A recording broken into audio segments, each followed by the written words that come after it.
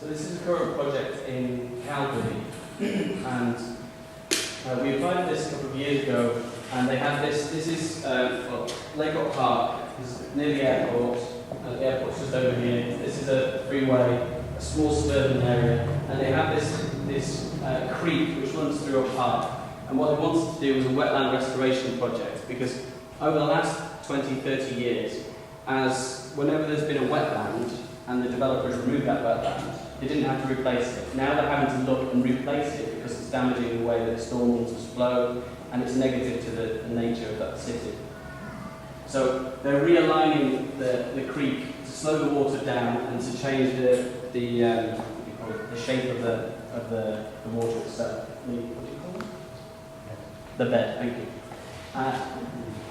And so initially what they had was a commission that said, we'd like an artist to make an object and place it in the park. But one of the things that we were so grateful of when we took the commission, they said to us, we'd like you to rewrite the brief. We'd like you to tell us what you think you should be doing. So we said we'd like to be part of the design team, because they hadn't designed anything at the site. And do you want to go to the next? So we were working with biologists, with landscape architects, with the city, with various different departments who, yes, do have conversations with each other, but they don't really work together on a problem. So, for example, in this situation, they had to remove 45,000 cubic meters of earth, and they were going to just take it off site, and it was going to cost them $1 million. So, just because we were in the room, we said to them, if we kept the earth on site, could we find another use? If we find another use for that earth, could we keep $1 million for part of the project? And they said, yeah, okay. So I think sometimes it's not always about what the artist does, but it's about the event within the process that the artist can create. So this project has gone on now, and then we're realising 3 temporary public art projects as part of the engagement and communication of the processes at foot in this location.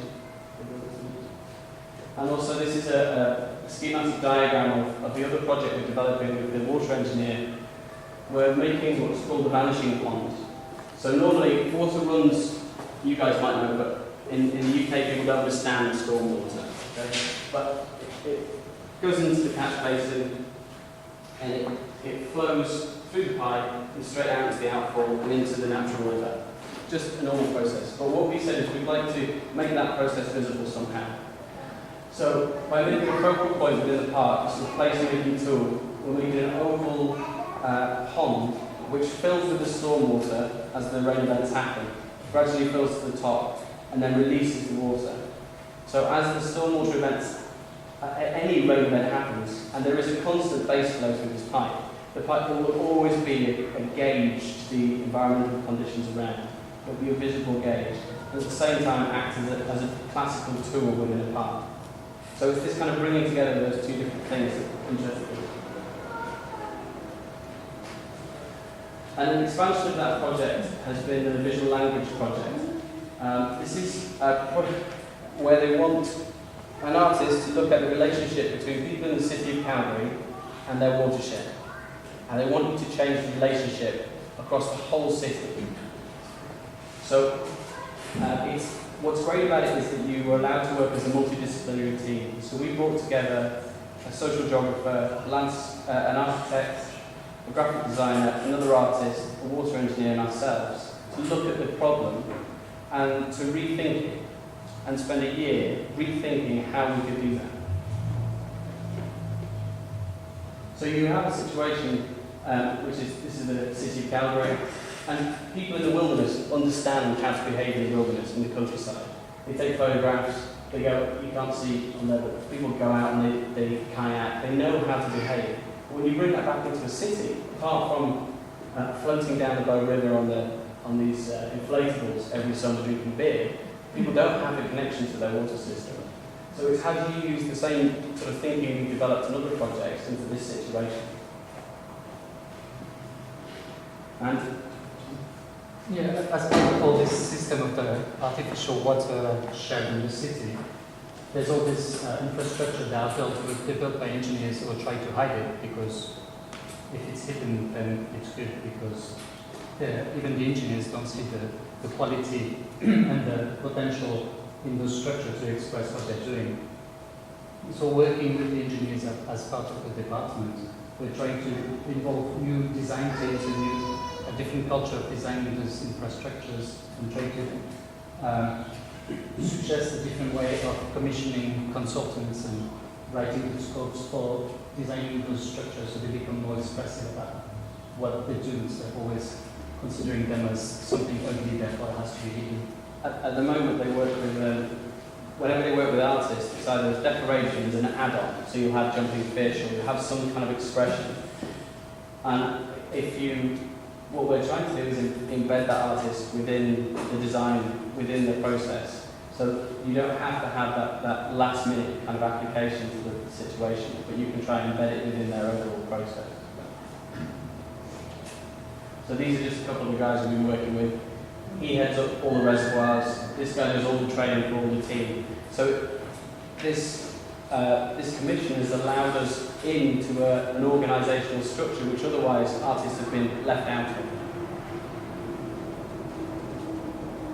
And for instance, they have these guys that go out, which the field workers, they go out and they kind of dig all these holes, they do all the stuff on the road, and they're usually the only people you find out what's going on. You go up, you ask them what they're doing. So is there a way that we can enhance their role as kind of an ambassador for the department? Is there a way they can express something about where people sit within their watershed? For instance, if you put a TV screen on the side filming what they're doing down the bottom, it becomes a prop for a discussion, for instance. This is a live project that will finish later this year. We're kind of nearing the end really on that level of kind of collaboration in the way that we work, but this was something that was quite important to us. We found, we were invited to take part in a work called Rough Mix, where a theatre director had brought together two playwrights, composer, conductor, and a choreographer to work on their own projects in relation to one another from a very early stage. So the idea was, for 2 weeks you'd sit together and you'd kind of be working on your own project. But what we found was that the process that you go through as a creative person is very, very similar to someone who's composing a piece of music. It's just that the outcome, the end product, is quite different. So we would sit with a composer and he would be able to identify what we were trying to do in our project. He would be able to pick up on the fine detail of what we thought was only in our heads. This went on for us to work with a theatre director on a piece called on Walden, and it was an adaptation of a book in Stills Gallery in Edinburgh, which was nominated for the Best Theatre Design Award in Scotland or some such. But the reason it came about was just that we were allowed to contribute. We were directing the actor as much as the director was directing the set and the stage and how we brought people to it. So it's this early stage multidisciplinary approach and way of thinking that we try to embody in all of our work.